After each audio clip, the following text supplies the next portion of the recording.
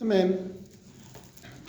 Bueno, de nuevo comenzando la semana con introducción bíblica y hoy vamos a incorporarnos en la lección 6 que tiene como título Canon. ¿Escucharon hablar de la palabra canon? Creo que Canon. en algo de derecho, me parece que viene Derecho canónico, muy bien, sí. Canon. Ahora, ¿qué significa canon? La palabra. Tiene que ver, bueno, ahora vamos a leer la definición. Tiene que ver con un término que significa literalmente caña. Es parecido, ¿no? Canon, caña. Sí, pero no es acá. No es para Algunos necesitan ser canonizados. Caña, pero en este caso a la caña que se refiere era a una unidad de medida. La caña, las distancias o la longitud, como nosotros usamos hoy el metro, la caña era una unidad de medida. El metro es una unidad de medida, ¿no? El metro está conformado por ¿cuántos centímetros? 100. Muy bien. 100.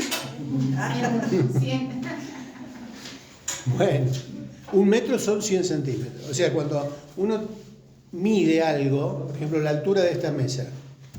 ¿Cuánto mide, Hugo, el alto de la mesa? 80. Bueno, yo digo que mide 90. ¿Cómo salimos de la duda? Con el metro. Tenemos que poner el metro, la cinta métrica en este caso, o el metro tradicional de carpintero, ¿no? Que se doblaba. Ahí están los centímetros marcados y vos pones entre el piso y la altura de la mesa y te dice cuánto tiene, si tiene 80, 85, 90. Y en base a esa medida, si yo quiero hacer, por ejemplo, todos los pupitres a la misma altura, ya tengo, bueno, si tiene 95, ya digo, bueno, tiene 90, con esa misma altura de 95 voy normalizando el resto de los bancos. Los hago todos a la misma altura. ¿Pero qué necesito? Una unidad de medida que me diga, bueno, esto es un metro o corresponde a la medida que uno necesita. Cuando se hablaba del canon, se hablaba de algo parecido a esto. El canon eran reglas para determinar si algo realmente era lo que decía ser. Entonces el canon servía para comparar a ver si es cierto. Como nosotros ponemos el metro para ver si corresponde a la altura que uno quiere que tenga, el canon, cuando hablamos de las escrituras, tiene que ver con una serie de reglas o de normas que había que considerar para determinar si un libro era inspirado o no, si era palabra de Dios o no. ¿Esto fue palabra de Dios? ¿Fue inspirado por Dios? ¿Qué podemos usar para confirmar eso? ¿Qué es palabra de Dios? Porque cualquiera podía venir con un libro que escribió por sí mismo y decía, bueno, Evangelio según Santriqui. ¿Y quién es? ¿Qué puso este tipo acá? Bueno, eso era lo que había que tener en cuenta. ¿Coincide con lo que es el resto de la palabra inspirada por Dios? ¿Hay contradicciones? ¿El que lo escribió fue realmente un discípulo, un apóstol o un profeta? O sea, tenía que pasar por una serie de pruebas. El canon es eso. El canon bíblico tiene que ver con una serie de pruebas que tenía que pasar el texto al cual se lo estaba examinando para determinar si realmente era o no palabra de Dios. Vamos a ver algunas cosas básicas, porque la historia del canon es apasionante. Al que le gusta saber cómo fue que se hizo la Biblia o que se determinó que la Biblia es palabra de Dios, bueno, hasta el día de hoy todavía sigue habiendo debates si algún libro merece o no estar dentro de los libros de la Biblia. Bueno, ya vamos a hablar de eso. ¿Ya tienen la hojita? Sí. Vamos al punto A la definición que tenemos ahí. Concepto etimológico. Canun significa caña o vara de medir y tiene relación con el procedimiento que se empleó para calificar el grupo de libros que revelaban un origen divino o por lo tanto que demostraban ser palabra de Dios. Bien. ¿El B? El B. Pruebas de canonicidad. Para aceptar un libro como canónico se debían tener en cuenta varios factores. Primero, autoridad divina. El escrito debía ser debidamente inspirado. 2. Autoridad humana. Debía ser escrito por alguien reconocido como profeta de Dios o apóstol. ¿Sigo? Sí, está el 4. 3. Originalidad y genuinidad. Se tiene que demostrar el tiempo y el escritor de quien pretende proceder. Y 4. Autenticidad. Debe ser verdad, un registro de hechos reales. Acá ya tenemos elementos prácticos que se usaron para determinar si un libro era sagrado o no, si era inspirado o no. Si podía estar dentro de la colección de los libros de la Biblia. Para aceptar un libro como canónico se debía tener en cuenta varios factores. El primero, ¿qué dice? Debía ser debidamente inspirado. Ahora, ¿cómo hacemos para determinar si un libro que pretende ser inspirado es realmente inspirado? El que forma parte de ese grupo de expertos que sometían a ese libro a un examen, también tenía que tener cierta autoridad. Por lo menos tenía que conocer toda la Biblia, el mensaje de toda la Biblia, para ver si hay contradicciones o no. Es fundamental. Si no, ¿cómo puedo determinar yo si lo que se me da como algo que es inspirado por Dios realmente lo es? Porque tiene que coincidir con el espíritu del resto de la palabra. ¿Se entiende el punto?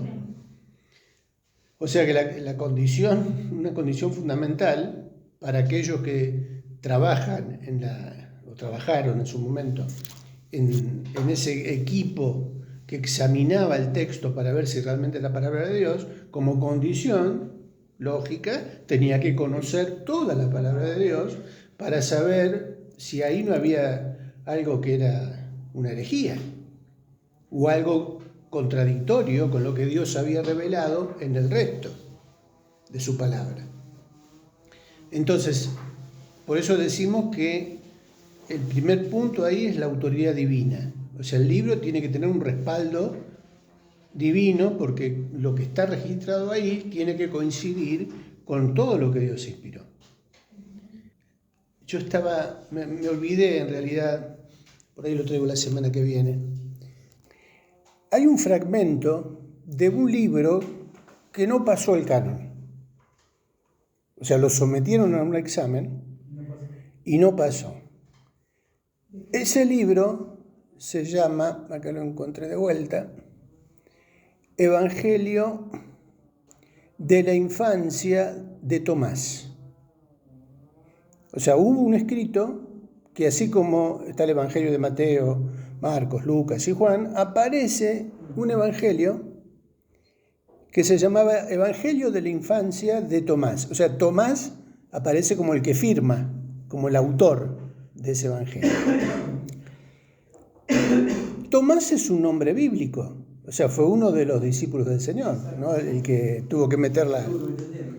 Bueno, aparece eso. Si lo escribió Tomás fue discípulo o no. Reúne la primera condición, supongamos, si era Tomás. Porque otro problema era que mucha gente escribía libros y firmaba como Pedro, pero no era Pedro, era uno que se hacía pasar por Pedro. Por eso había que, el último punto dice autenticidad. Había que hacer todo un trabajo de investigación para determinar si ese que escribió realmente era Pedro o Tomás o quien sea. O sea, era un trabajo importante. Había que pasar esas pruebas. ¿Qué dice el Evangelio de la infancia de Tomás? Y ustedes mismos me van a decir si es palabra de Dios o no. Ustedes ahora van a pasar a ser parte del jurado y me van a contar qué resuelve.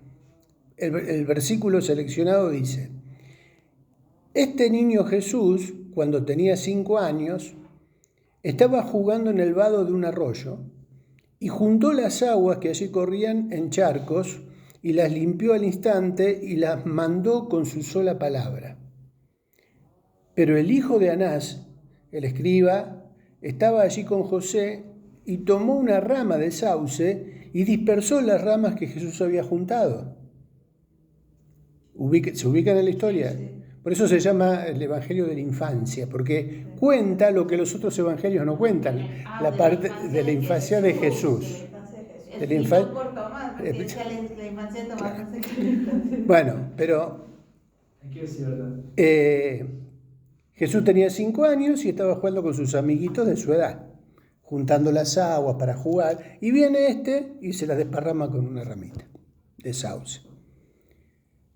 Y cuando Jesús vio lo que se había hecho, se enojó y le dijo: oh malo, impío y necio, ¿qué daño te hicieron los charcos y las aguas? Mira, ahora también te secarás como un árbol, y no llevarás hojas, ni raíz, ni fruto. Y al instante aquel muchacho se secó por completo. Pero Jesús se fue y se dirigió a la casa de José. Pero los padres del que se había secado lo recogieron lamentando su juventud y lo llevaron a José y lo acusaron porque le decían: ¿por qué tienes un hijo que hace tales cosas? Después de eso volvió a pasar por el pueblo un niño y corrió y se le tiró contra el hombro. Y Jesús se enojó y le dijo: no acabarás tu camino. E inmediatamente cayó y murió. Pero algunos, al ver lo que había sucedido, dijeron: ¿de dónde nació este niño? Porque cada palabra suya es una obra consumada. Y los padres del que había muerto fueron a ver a José y lo culparon diciendo: tú que tienes un hijo así no puedes vivir con nosotros en el pueblo, o enséñale a bendecir y no a maldecir, porque mata a nuestros hijos. Y José llamó aparte al niño y lo amonestó diciéndole: ¿por qué haces tales cosas? Para que estos sufran y nos odien y nos persigan. Pero Jesús dijo: sé que estas palabras tuyas no son tuyas. Sin embargo, por tu causa guardaré silencio. Pero ellos llevarán su castigo. Y al instante los que lo acusaron fueron afectados por ceguera. ¿Lo metemos como un libro inspirado por Dios? No. ¿Por qué? ¿Por qué? Primero porque Jesús realmente empezó, digamos, a hacer el milagro después de ser bautizado. Y segundo porque no es la personalidad de Jesús. Y eso que no sos una erudita en teología. Pero ¿qué más? ¿Qué más se desprende de acá de este relato? De este evangelio, pseudo-evangelio. Este no era Jesús, este era Chucky. No. Claro, no puede enseñar el amor y la entrega de Jesús y de niño malo. Papito. Re enojado. Yo no lo enojé porque te liquida. Pero aparte sabemos por el resto de la Biblia que Jesús, por otro lado nos dice que Jesús crecía en gracia para con Dios y en estatura, en sabiduría y en gracia para con Dios y los hombres, por un lado. Por otro lado sabemos que él nunca hizo pecado. Este era Jaimito. Aparte, ahí es como que hace uso de un poder También. Claro. Jesús no lo hizo ni siquiera cuando estuvo en el desierto, que Satanás le dijo, si eres Dios, convierte tus piedras en pan. Y ni aún para un beneficio propio Jesús hizo uso de ese poder, porque él tenía que transitar como hombre en la tierra. Entonces no hizo uso de ese poder divino. No lo va a hacer para estar matando gente.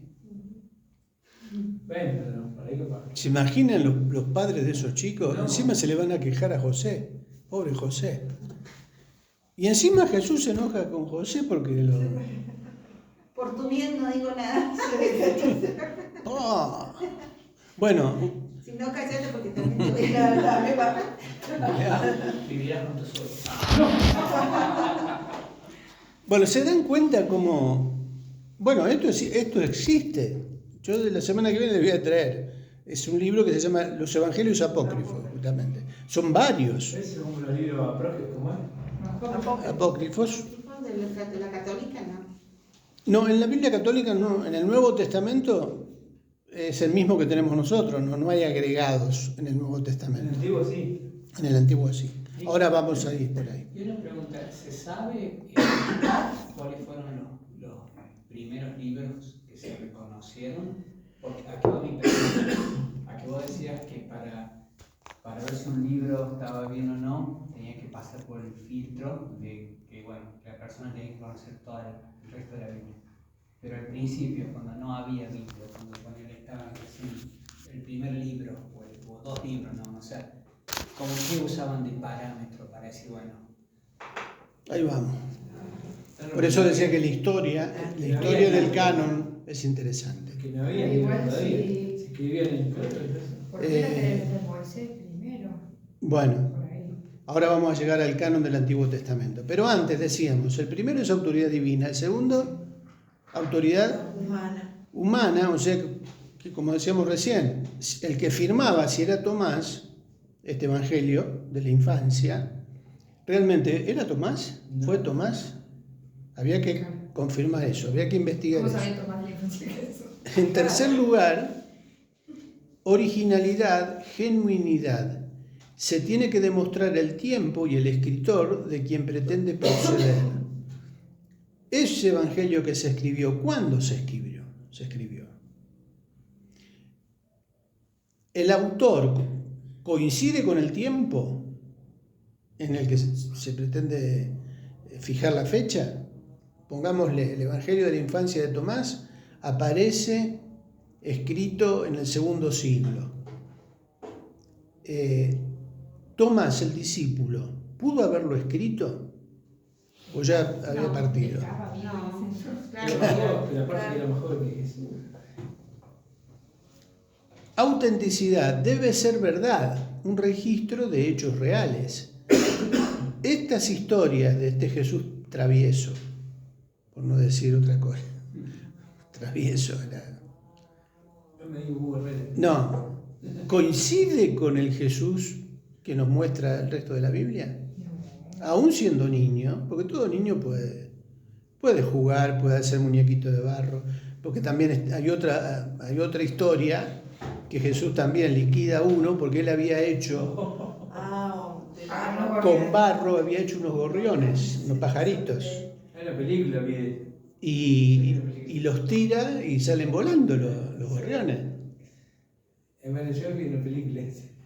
Claro, bueno, todo eso, porque ojo, hay muchas de las películas de Jesús o películas que relatan hechos bíblicos que van a buscar información a libros apócrifos. Por eso, cuidado con lo que uno ve como fundamentado o basado en la Biblia, cuando en realidad hay partes que no están en la Biblia. Pero uno dice, bueno, si eso es historia bíblica debe ser cierto. Y ahí aparecen detalles que los sacan de otro lado, de estos evangelios que no fueron canonizados. Detalles de Judas, por ejemplo en la película La Pasión de Cristo, y en la última hay que tener cuidado, también vino que ahora se está por estrenar, La Resurrección, es la segunda parte de La Pasión. Ahí hay cosas que no están en la Biblia, que están tomadas de otro libro, de otros libros. Aparece también, bueno, vamos a ver, Sin embargo, viste que el actor, bueno, o el director trató de hacer todo auténtico, buscar libros. Bueno, No, que pero ahora no, creo que con el libro. ¿Qué libro era? ¿Qué leí? Que no sé, que estaba escondido, no sé cuándo, que están. O sea, se está basando de eso, Mel Gibson. Que está escondido hace muchos años. Ay, ¿de quién era? Pues yo porque no me meto, miro el título y eso me meto a leer. Que están los libros canónicos, el antiguo, el nuevo, y hay varios también, todos que hacen. ¿Sí? Pero no me acuerdo de quién era. Y Bueno. ahora dice que aparecieron unas hojas, no sé qué, un montón de hojas, creo que del Nuevo Testamento. Pero tampoco me metí a leer porque luego digo, no me voy a. Sí, a porque veces lo marcaba el cuento y no Sí. lo decía al final, ¿no? Claro, Sí, pero igual que las cosas. Como están escuchando en el celular que estoy viendo. Hay Me una aparece. serie que vi que era de los elegidos, la de Netflix. Esa, o sea, me pareció que estaba como bastante real y como me parecía bonita. Aparte de todo, como sacar las buenas cosas. Bueno, el director de Chosen o Los Elegidos se dice cristiano y se aclara en la serie que no es estrictamente bíblica. O sea, no está fundamentada literalmente en el texto bíblico, sino que tiene licencias, toma licencias históricas o de ficción y que aparecen en la serie, pero que no están en la Biblia. ¿Por qué? Porque el propósito de la serie no es mostrar la vida de Jesús, del Jesús bíblico, sino que la intención de la serie es mostrar la historia de los discípulos, la vida de los discípulos. Por eso se llaman Los Elegidos, no es el elegido. Los Elegidos porque se enfoca en los discípulos. Ahí aparece Mateo con Asperger. Sí, más o menos. O sea, Con claro, con un del espectro autista. Aparecen detalles de la vida de Tomás, que se está por casar y le matan la mujer. Toda esa trama que es terrible, ¿no? Porque encima Tomás es testigo de los milagros de Jesús y no le resucitó a la novia. ¿Eso está en la Biblia? No. Bueno, esas son las licencias que decimos, ¿no? ¿Cuál es el peligro de Chosen como de cualquier otra producción que se haga de este tipo? Que se atribuye a esas escenas como inspiradas por Dios porque están en la Biblia. No están en la Biblia. ¿Cómo hace para explicarle a la gente que eso no está en la Biblia? Que puede ser una licencia hasta, podríamos decir, con cierto toque artístico y interesante y hasta emotivo, pero no forma parte del texto inspirado. Tiene que ser como un relleno también. Claro, rellenarla. Pero ojo, está excelente, a mí me encanta la producción de Chosen, está hecho muy bien hecha esa serie. Aparte todo el contexto cultural, el ambiente, la ropa, no sé, todo lo que era el entorno de la vida de Jesús en esa época está espectacular. Y hay muchas cosas que si bien que se ven en la serie pero no están en la Biblia, sí eran reales. O sea, en esa época eran perfectamente factibles.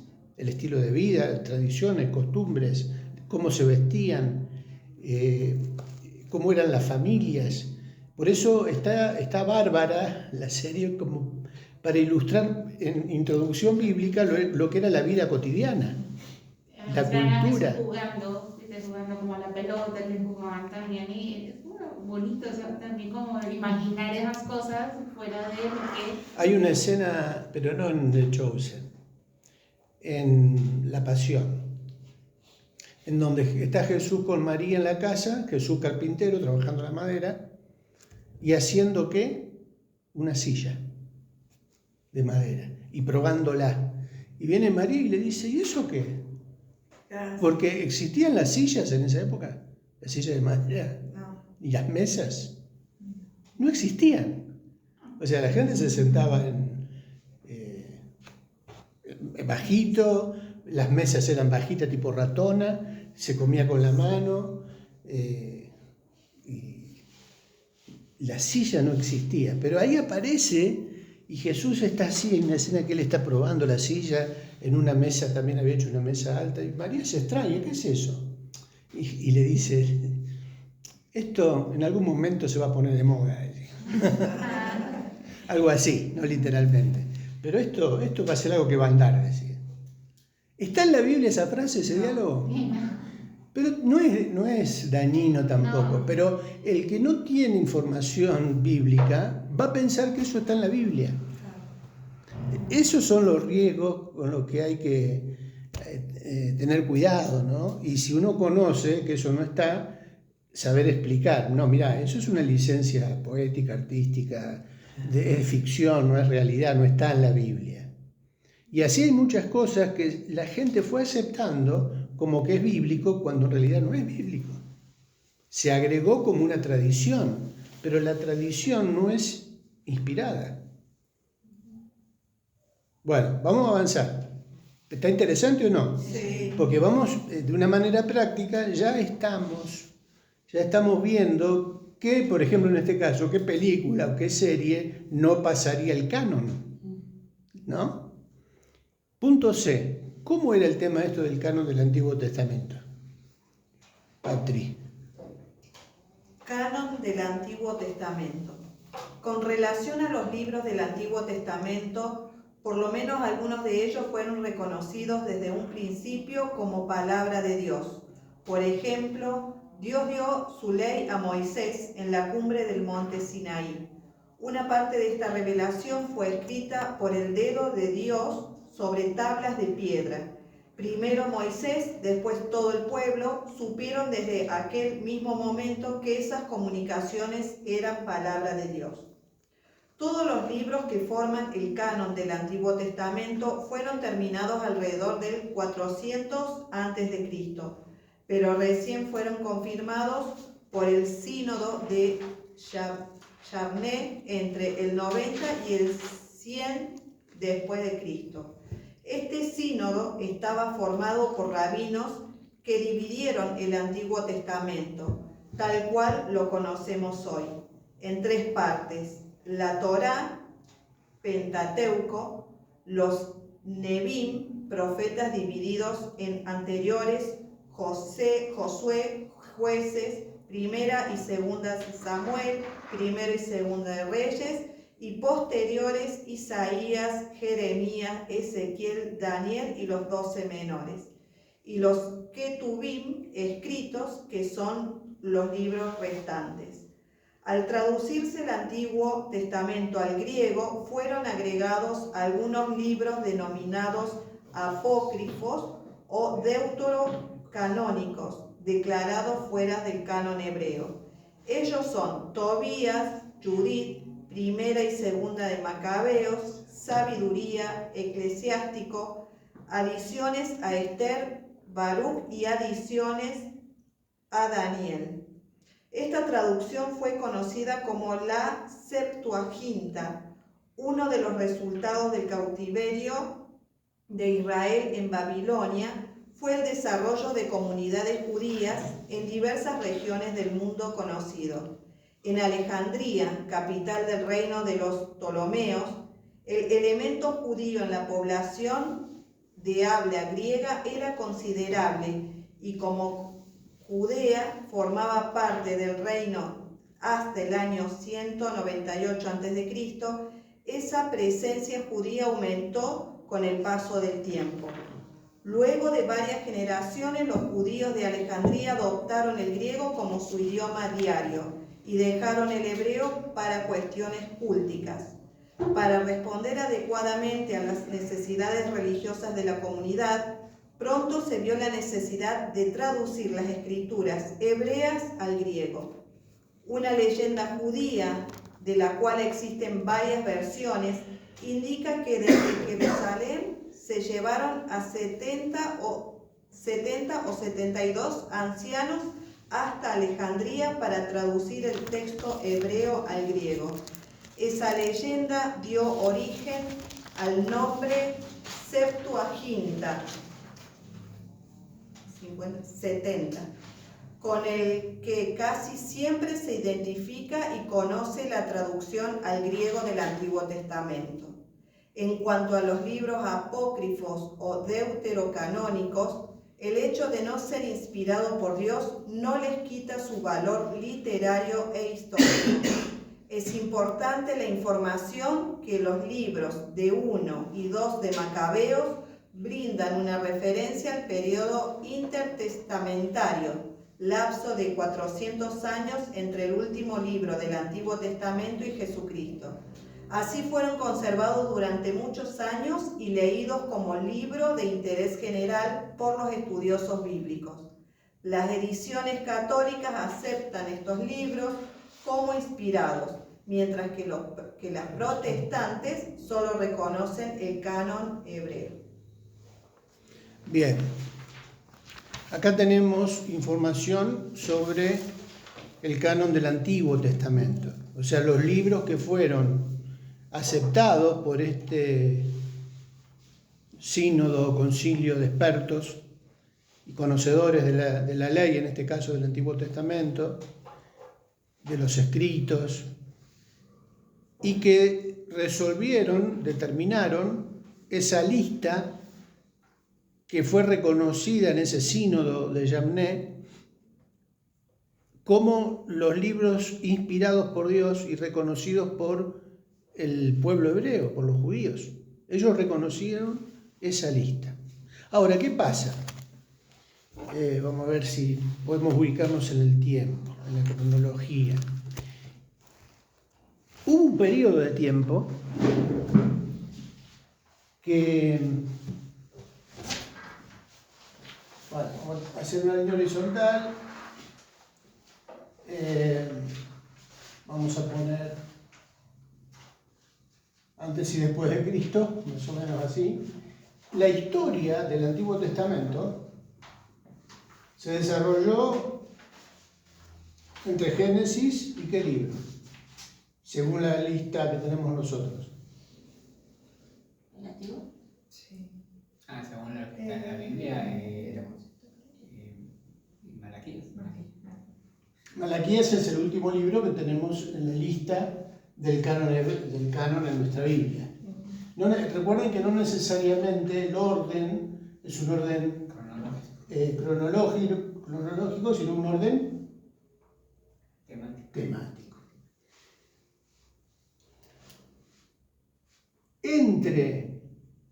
¿Se acuerdan que también cuando vimos los imperios, qué vimos? Que los imperios que tuvieron a Israel sojuzgado, siempre Israel fue esclavo de potencias mayores. Por ejemplo, hablábamos de Egipto, hablábamos de Asiria, hablábamos de Babilonia. Después de Babilonia, ¿quiénes vinieron? Los persas. Los persas. Esta parte de la historia termina con ¿qué imperio? ¿Y Babilonia? Porque después de Babilonia, después de Nabucodonosor, aparece Ciro, el imperio persa. Y el imperio persa, en la línea de tiempo, aparece más o menos por acá. Después, ¿qué imperio sucedió al imperio persa? Babilonia, ¿no? Romano tendría que ser, pero no. No, griego. Claro. ¿Quién fue el que derrotó a Ciro, al imperio persa? Alejandro. Alejandro corresponde al imperio griego. Y hubo un periodo de tiempo de 400 años, que es lo que tenemos acá. Después del imperio persa, este periodo de tiempo de 400 años es conocido como el periodo intertestamentario.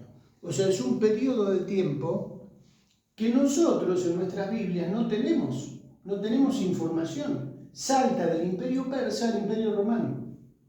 O sea, en el texto de la Biblia, en el caso de las Biblias protestantes, no tenemos esta información de este periodo de tiempo. No hay registro del periodo intertestamentario. Acá estuvo el Imperio griego. Y a partir, bueno, por acá, ahí recién aparece, ¿qué imperio? Romano. Pero esta parte de 400 años quedó ahí como en el aire. Entonces, ¿de dónde sacamos la información que nos falta en nuestras Biblias? De los canónicos, de los... En las Biblias de edición católica aparecen Ahí están los. en esto historias que rellenan este espacio de tiempo. Primera y segunda de Macabeos. ¿Qué cuentan? Primera y segunda de Macabeos. Igual ahí. El periodo de lucha por la independencia. O sea, la rebelión de los macabeos tenía como intención liberarse del yugo griego. Ahí en esa parte es donde aparece la abominación desoladora, esa profecía de Daniel. Antíoco Epífanes era un gobernante del imperio griego que toma la zona de Jerusalén, de Israel, invade el templo, sacrifica cerdos en el templo, por eso era la abominación. Eso hizo que se enojaran la familia de Judas, el padre de Judas, Judas Macabeo, toda la familia, inician esa revolución hasta que logran sacar. Esas historias no las tenemos en la Biblia nuestra, pero sí aparecen en las ediciones católicas. Esos libros que aparece, que ustedes leyeron ahí en el apunte, Tobías, Judí, Primera y Segunda Macabeo, Eclesiástico, bueno, toda esa lista que aparece ahí, no son reconocidos por el canon hebreo como inspirados, pero son reconocidos como libros históricos, como crónicas de la historia. ¿Tienen valor? Tienen valor. Pucha si tienen valor. Tienen valor histórico, porque nos dan una información importante. Y esa información coincide con la historia secular. O sea, la historia secular también confirma o no confirma que existieron los griegos, o que existió Antíoco Epífanes, y toda la rebelión macabea. Sí, existen. Por eso son importantes, pero hay que tener cuidado. No es un pecado tener una Biblia católica, ¿eh? Por ahí algunos piensan, no, eso es hereje. No. El resto del texto de las Biblias católicas es perfectamente coincidente con la Biblia que nosotros usamos. Es más, la Biblia de Jerusalén, una edición católica, que tiene los libros apócrifos, es una de las mejores traducciones que hay, ¿eh? Es una de las mejores traducciones, tanto en el Antiguo como en el Nuevo Testamento, especialmente en el Nuevo, en griego. Biblia de Jerusalén.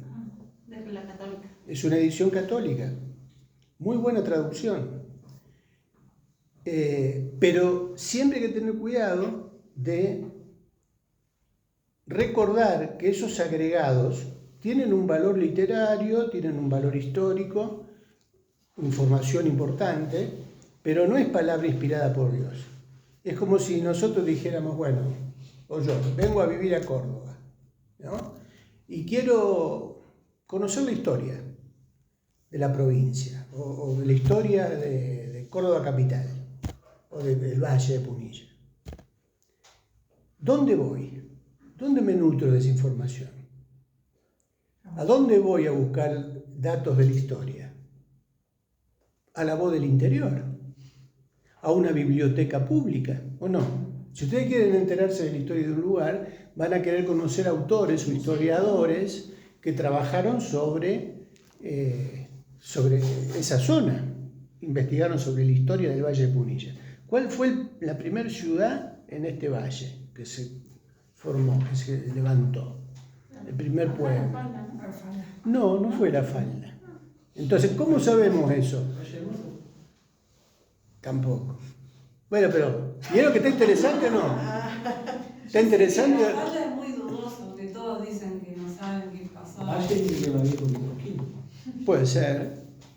Pero de acá, No sé, no me acuerdo. lo que era el camino real pasaba por el Alto de San Pedro. Se dice que la zona de Huerta Grande fue antes que La Falda, por ejemplo. Y ahí está la Casa de Rosa. En Huerta Grande, La Casa de Rosa. Huerta Grande fue el primer pueblo que tuvo cine, que tuvo correo, que tuvo un montón de cosas que no existían en ningún lado, estaban en Huerta, porque fue de las más antiguas. Banco. ¿Y dónde está? Ya. Y así quedó. Bueno, Ya se quedó. así quedó. Sin bancos. Sin... Bueno, pero volvamos a la Biblia. Pero digo, si yo quiero tener información, ¿a dónde voy? Al lugar donde más o menos uno sabe que puede encontrarla. En este caso puede ser los archivos. ¿Dónde están los archivos de la historia? O en las bibliotecas, o en los diarios viejos de esa época, o en libros de autores que trabajaron sobre eso. Ahí voy a encontrar esa información. Los libros apócrifos, en este caso el primer y segundo de Macabeo, por ejemplo, para ponerlo como ejemplo de ese periodo intertestamentario, me van a dar esa información. Pero en el caso de la Biblia, yo tengo que tener cuidado y saber hacer la diferencia con el resto, porque estos no fueron inspirados por Dios, fueron agregados para llenar ese vacío histórico. ¿Se entiende? Si uno va a consultar a las fuentes católicas, creo que lo leíamos, la Iglesia Católica sí los reconoce como inspirados, nosotros no. La Iglesia Católica sí los reconoce como inspirados. Ahora es interesante, no sé cómo andamos de tiempo, no nos vamos a llegar, pero lo vamos a ver, me parece, vamos a ver un poquito más adelante. Pero, por ejemplo, cuando se tradujo la Vulgata, vamos a hablar en la clase que viene de las traducciones. La Vulgata latina es una traducción que se hizo justamente al latín. Y el traductor aclara al final que hay que le escribe en realidad a una chica para que se cuide, para que tenga en cuenta que, hablando sobre los libros apócrifos, que esos libros tienen mucha información, inclusive por la belleza literaria del escrito, pero dice, tenés que tener cuidado y ser lo suficientemente hábil para entresacar las flores del fango, dice. Utiliza una expresión así, algo poético. A ver si lo tenemos acá, lo voy a leer. En el año 382 después de Cristo, el Papa Dámaso I encargó a Jerónimo la traducción de la Biblia en latín. Esta traducción fue conocida como la Vulgata, edición popular significa, utilizando como base la Septuaginta. Jerónimo incluyó los libros del Nuevo Testamento y, aunque también tradujo los deuterocanónicos, los diferenciaba del resto de las escrituras inspiradas. En una nota personal aconseja a una jovencita llamada Paula que se eduque para evitar todos los libros apócrifos y que, si alguna vez desea leerlos, no por la verdad de sus doctrinas, sino por respeto a sus maravillosos relatos, que se dé cuenta que no son escritos realmente por aquellos a quienes se atribuyen, que hay en ellos muchos elementos defectuosos y que se requiere mucha pericia para buscar el oro entre el fango. Esa era la frase. Para buscar el oro entre el fango. Esto está extraído del libro Breve Historia del Canon Bíblico de Báez Camargo. Bueno, eso lo vamos a repasar. Pero digo, el tema de los libros apócrifos que fueron agregados y que fueron acomodados en esa parte de la historia, tienen un valor, pero relativo, tienen cierto valor. No podemos hacer doctrina de los libros apócrifos, porque no hay doctrina inspirada en los libros apócrifos. Aunque la Iglesia Católica tomó de los libros apócrifos sustento, por ejemplo, para hacer la misa por los muertos. Vieron que la Iglesia Católica hace misa por los muertos, intercesión por los muertos. ¿De dónde sacaron eso? De los libros apócrifos. Bueno, lo veremos la semana que viene eso. Bueno, todavía tenemos. Tiene que ver con esto.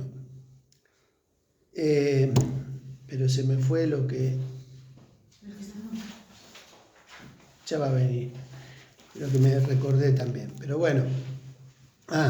Un dato que lo vamos a recordar también la semana que viene. Pero la primer traducción al español de la Biblia completa, porque hubo traducciones al español del Nuevo Testamento, pero la primer traducción al español de la Biblia completa, Antiguo y Nuevo Testamento, fue conocida como la Biblia del Oso. ¿Y quién fue el autor de esa traducción? Un monje católico, un cura católico, que se llamó Jerónimo, Biblia del Oso, 1569. Casiodoro de Reina. Después vino con el tiempo la revisión de Cipriano de Valera, que es la comúnmente usada por nosotros, por las iglesias evangélicas, desde ya hace mucho tiempo, ¿no? Pero esta, la que nosotros usamos, es la conocida como la Reina Valera. Pero antes, la primera que se hizo, fue conocida como la Biblia del Oso. La Biblia del Oso. ¿Por qué? Porque en la tapa, acá en la tapa de la Biblia, había una impresión de un oso parado en dos patas en un árbol, manoteando un panal, una colmena de abeja. Entonces es como que ya esa imagen da un mensaje, ¿no? Que tiene que ver con lo que dice la Biblia sobre la palabra de Dios, que es más dulce que la miel. Y ahí aparece el oso como que viene a tomar esa colmena. En esa edición, en esa primera edición de la Biblia de Casiodoro de Reina, aparecen los libros apócrifos. Triqui, pero ¿cómo? Él incluyó los libros apócrifos como un anexo, no los puso ahí entre medio del Antiguo y el Nuevo, como aparece en la línea de tiempo, que sí lo hizo la Iglesia Católica. Pero también la Iglesia Católica tenía los libros apócrifos como un anexo, fue también como algo aparte del texto inspirado. Al principio, este mismo Jerónimo no puso los libros en el orden que están ahora, los puso como una información complementaria. Al final.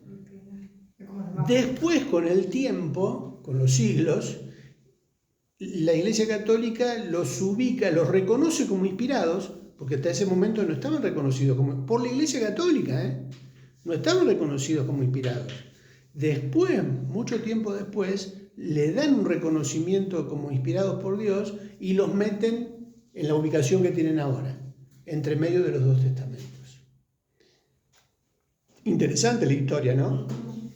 Por eso nosotros tenemos que saber esto, porque si un día llega a nuestras manos una Biblia católica, ya tenemos que saber cuáles son los libros que están ahí y que no fueron reconocidos por el canon, tanto hebreo como después griego, en las Biblias protestantes, como inspirados por Dios. Entonces yo ya sé que Primera y Segunda de Macabeos, si bien me dan datos de la revolución macabea, es información histórica, no puedo sacar doctrina de ahí. ¿Vamos bien? Cuando dice acá, cuando dice acá la versión antigua de Casiodoro de la Reina, revisada por Cipriano Valera, dice otras revisiones en 1862, 1909 y 1960. Revisiones, pero no hicieron ningún cambio. No, son revisiones en cuanto al idioma, a las palabras. Es como que con el tiempo se fueron actualizando, modernizando, se fueron cambiando algunos términos para que puedan ser más comprensibles o no tan chocantes como estaban en el idioma original. Yo siempre uso, cuando hacemos hermenéutica o para marcar una diferencia evidente, Cuando Pablo dice, estimo todas las cosas como pérdida por amor al Señor, y si lo tengo todo por basura. Basura es lo que aparece en la traducción, en la versión Reina Valera del 60. ¿Cómo tradujo Casiodoro de Reina la palabra basura en la Biblia del Oso? Lo tengo todo por estiércol. Así tradujo al español Casiodoro de Reina la palabra basura. ¿Es lo mismo basura que estiércol? No es lo mismo. ¿Qué hizo Cipriano de Valera cuando hace la revisión y cambia estiércol por basura? Suavizó el término para que no sea tan chocante. ¿Cómo va a poner estiércol? Pero aún así todo, Casiodoro de Reina también suavizó el término estiércol. Él puso estiércol, pero en el idioma original la palabra es estiércol humano, pero en su versión más vulgar. ¿Se imaginan cuál es la palabra? Sí. Empieza con M. Empieza con M. Entonces, ¿qué dijo Casiodoro? No, es muy... ¿Cómo vamos a poner esto? Entonces, en lugar de poner eso, puso estiércol. Pero no le erró mucho. ¿Pero suavizó o no suavizó? Casiodoro de Reina. Suavizó bastante, porque va a resultar chocante leer eso en una prédica, porque es un término vulgar, pero literalmente fue el término que se usó en el idioma original en el momento en que se escribió. O sea que Pablo lo dijo así. Pablo tradujo estiércol, no puso lo que está realmente, Por eso, sí, por eso. porque claro, era grosero, vulgar, es como si lo mismo sonaría hoy, si tendríamos que leer eso en una prédica y lo tengo todo por... No podés leer. Bueno. Pero el tema es cuando aparecen términos que ya no solo diluyen o le restan fuerza, sino que cambian el sentido. Casiodoro no cambió el sentido. Suavizó el término para que no sea tan chocante, pero no se fue del original. Bueno, eso lo vamos a ver más adelante porque son detalles de las traducciones, ¿no? Guillermo decía, El orden, hablando de traducciones de lenguaje, fue del hebreo al griego, del griego pusieron traducciones al latín y del latín al castellano. Los demás idiomas. Ya vamos a llegar, por eso la clase que viene va a ser de las traducciones. Vamos a ver algo, no todo, porque la historia de las traducciones es apasionante también. Hoy en día lo que tenemos nosotros ya está muy diluido, ¿no? Pero gracias a Dios tenemos los recursos para volver a los términos originales. Hay Biblias interlineales hechas con el idioma original y nos acercamos de vuelta a lo que significaban esas palabras en esa época. Porque no es lo mismo lo que significan las palabras hoy, que aún en nuestro propio idioma, como lo que significaban hace 50 años atrás, en nuestro propio idioma. Hay palabras que uno usa y que lo entiende de una manera, pero en el siglo pasado la misma palabra se la entendía de otra manera, o de una manera más completa. Porque los idiomas son dinámicos, van cambiando, ¿no? La Biblia está la nueva, la que tiene otra traducción que también es como más, supuestamente más fácil de entender. ¿Cómo es la que se llama? Y hay varias. No, pero la que generalmente también se usa junto con Y está la NBI, la NTV. La NTV está siendo más usada. Está Traducción al lenguaje actual. traducción al lenguaje actual. Eso ya no son traducciones, sino paráfrasis. Ah, sí. Vamos a ver las diferencias también. Traducción, versión y paráfrasis. ¿Seguimos la semana que viene? ¿Está interesante? Está muy bueno. Bueno, esto nos va a ayudar a la hora de de estudiar en profundidad un texto para saber realmente qué significó en su idioma original, en su contexto original. Por eso la importancia de la introducción bíblica, ¿no? ¿Oramos? Claudio.